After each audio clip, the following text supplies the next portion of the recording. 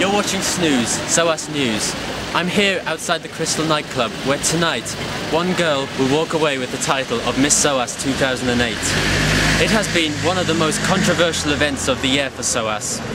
When posters of the event were put up in the SOAS JCR, the SOAS women's officer, Ellie James, caused a political turmoil when she and her supporters took them down on the grounds that they are offensive to women.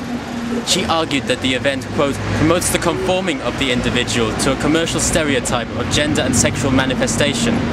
She also argues that the event breaches the SOAS Safe Space policy. This led to, amongst other things, accusations of censorship by some students, including those working for the event, as well as threats of legal action from Amjad Ghafoor, one of the main organisers of Miss SOAS 2008.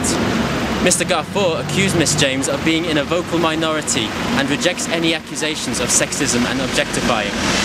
A political game of cat and mouse played out in the JCR over the last few weeks, where Mr. Ghafoor and his supporters would plaster every wall with posters, followed shortly after by Miss James and her supporters who would take them down.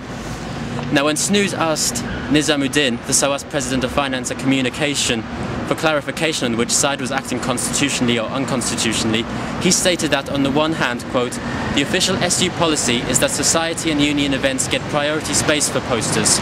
However, he also stated that, quote, the SOAS Students' Union reserves the right to take posters down. This unbiased verdict gave ammunition to both sides to continue putting up and taking down the controversial posters.